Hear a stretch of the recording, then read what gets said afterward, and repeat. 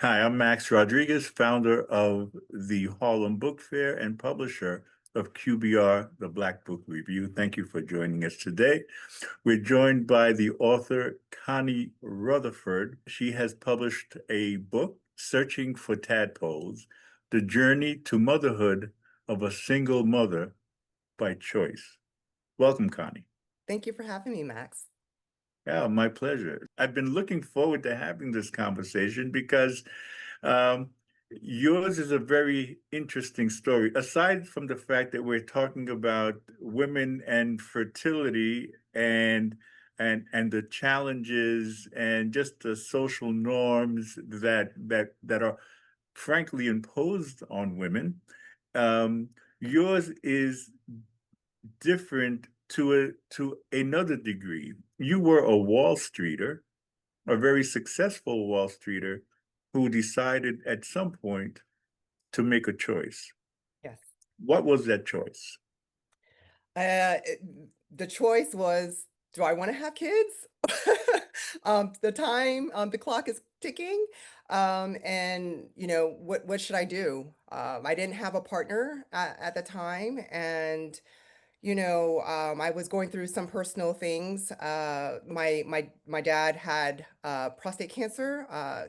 It's written in the book. He was able to give me the okay to reference it, but that was like a really big decision of mine to move forward.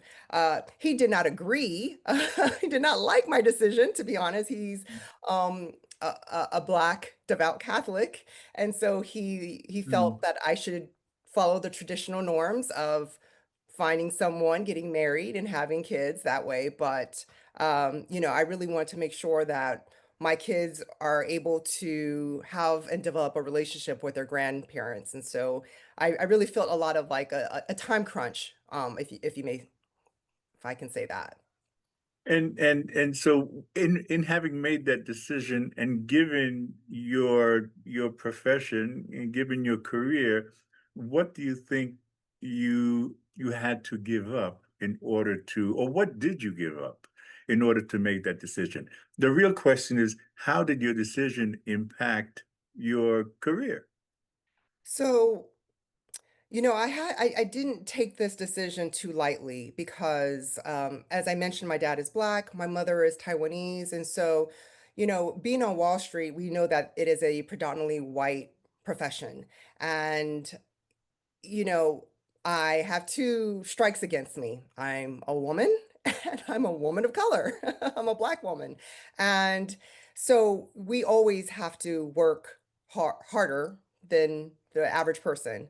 And so, what I was always concerned about was how I would be looked at.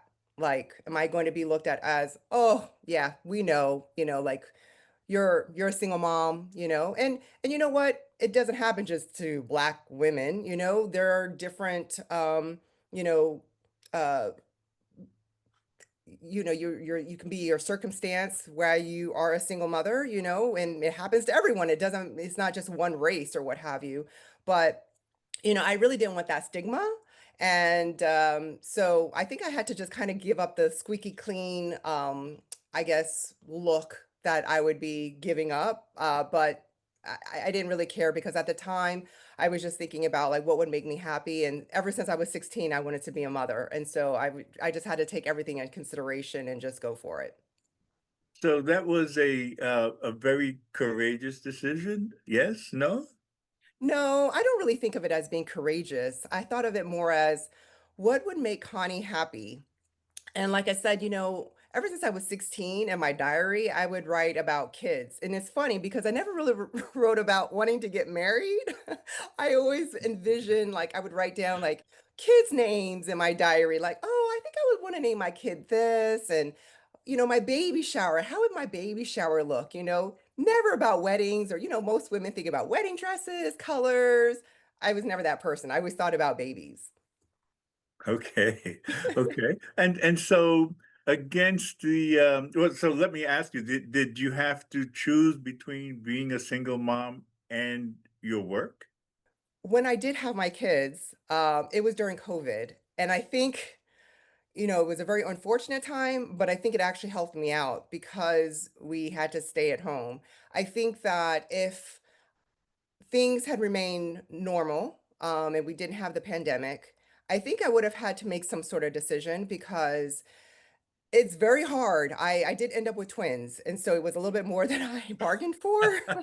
I only wanted one child, and God was like, "Huh, you said you wanted to have kids. I'm going to give you two." So, uh, it would have been really difficult. The having to be in the office. I live in New Jersey, commuting to New York, and trying to find the childcare for such a long length of time during the day. It would have been really difficult. I think that maybe ultimately I would have had to make a decision of my career. Um, but uh, the way that God had it in for me, I luckily didn't have to make a decision. I was able to balance everything. So women who are facing a similar juncture in their lives, what should they know in terms of support? What should they know as to what to expect around the corner, so to speak? It is a lot of work. When I was pregnant and I told my mom and my dad, and they were like, "It's going to be a lot of work." And you know, it's funny because when you think about it, previously, I would take my cousins, my baby cousins for a weekend and, take care of them. And I'm thinking, oh, I know, I got it. I know how little, babies are. They don't sleep. But by 3 months, it should be, you have this game plan and you're like, this is how it's going to go. Yeah, that's not how it goes. So really be flexible, and you have to be kind to yourself, where you're just figuring it out. And I often tell myself, I'm just doing my best. The other thing is you really have to have a village. You may not have one, you may have to seek one. And I think that's kind of what I had to do because, the pandemic. So, my friends, I'm in New Jersey. A lot of my friends are in New York and, Harlem and Brooklyn and Long Island, and it's not very close. And so, I had to really reach out to neighbors, mothers of kids that are in my and of the kids in the class, my kids' class. So really reaching out and being friendly and really trying to create relationships. The other thing I will say is you have to say yes to help. I have a very difficult time of accepting help.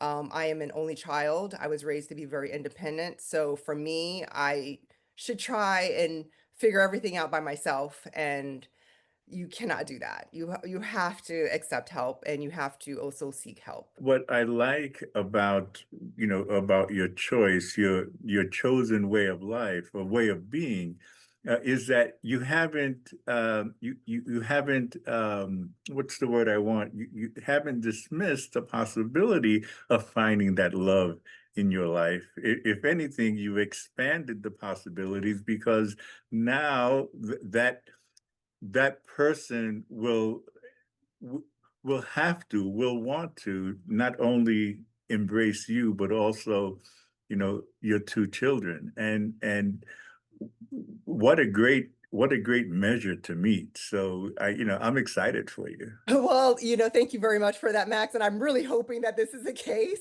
When I was trying to figure out a name for my book, searching for tadpoles, when you read it, you'll realize like I kissed a lot of frogs, hoping that they'd be my prince, and a lot of times I was, New York City is very fast paced anyways. And so like I was just trying to like make someone be the one. And that's not really what I wanted. And, the title is very metaphorical, as we know, like tadpoles look like something else. And that's really what I wanted. So, and needed. So therefore, um, that was part of the naming of the book. But also in East Asia, frogs are often associated with fertility and good fortune. So a lot of reasons why I named it Searching for Tadpoles.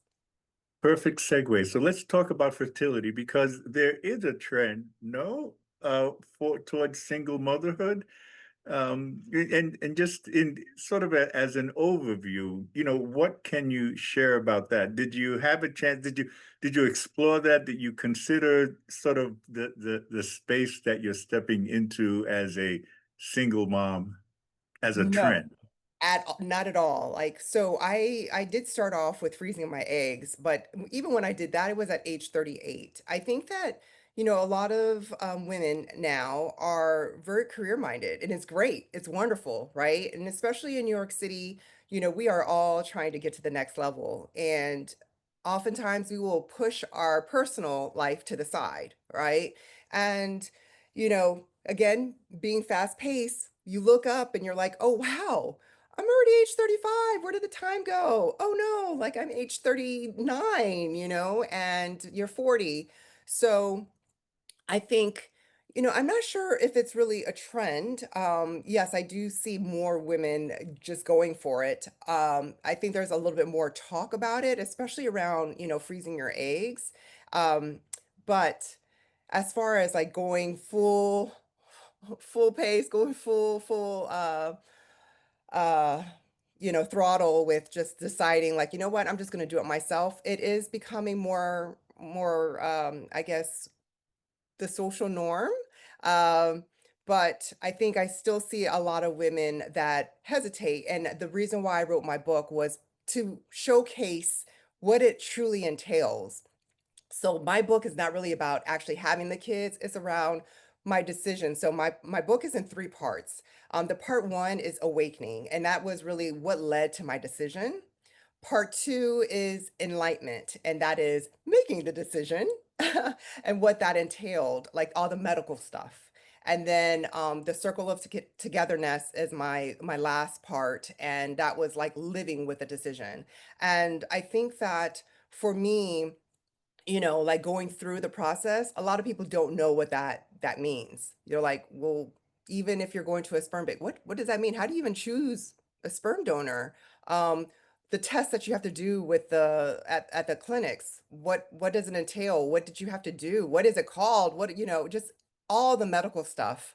I laid it out. Now, I understand that That's everybody has good. their own protocol, right? Everyone's different.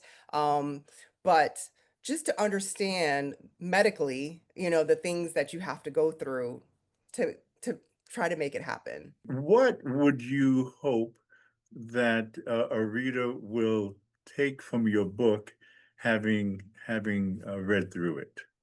I just want them to truly understand the journey. Everyone's journey is different. Mine was just, the clock was ticking, and I really wanted to have a child, and I was trying to make every man I dated to be the one, and that's that the case. If you want something, and this is just not really just about motherhood, if you want something that will bring happiness to your life, do it, and don't be concerned about what others will think. There will be plenty of people that will not agree, my parents included, but they're on board now, obviously, not that the kids are here, but really just understanding that it is a journey. It doesn't happen overnight. And you should definitely go for it. Think it through, make sure, because you don't want to, not think it through, like I said, already financially, just your village, the assistance that you're going to need. Think all that through, look into it, do your research, but ultimately go for it if that this is what your calling is. I like, again, I like the book. I like the information. I like your journey, because along with all of that with all of that information, there's a story of self-empowerment. Yes, And that is so important for us to be reminded of, what we, as human spirit, are capable of. yes, yes, As you say, what do you want, and then setting your sights towards it. yes. And I will also say, it was also a lot of prayer.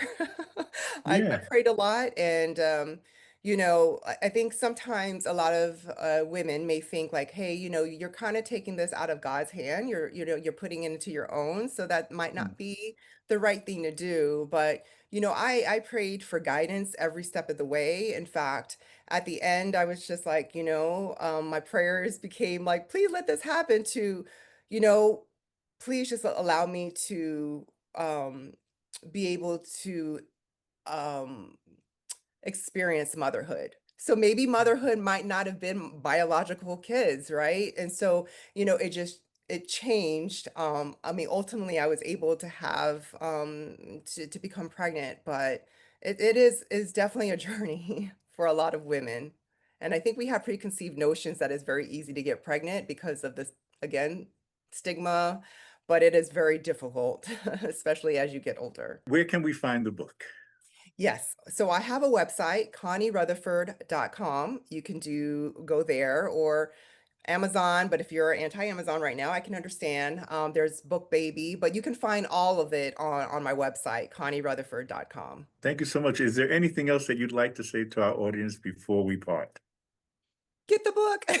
I, Yes. so my cousin read it and he said he felt like he was reading my diary. But a lot of women, a lot of my friends that have gotten my book and read it, they were very enlightened. They had no idea of all the medical experiences that I had to endure, and it's just very informative. So if you're considering it, or if you know someone that is in kind of the same, place in their lives, just have them read it. I'm not saying that this is the life that every woman should lead, but if you have any questions about it, I think the book will give a little bit of insight about the journey. Thank you so much. We were joined today with Connie Rutherford, author of Searching for Tadpoles: The Journey to Motherhood of a Single Mother by Choice. Thank you for joining us today, Connie. Thank you for having me, Max. I Thank really you. appreciate the opportunity. The We like sharing good information and we like sharing well-written books. So here we are. Thank you. I'm Max Rodriguez, and you've been watching Readers and Writers, and we'll see you at the next book.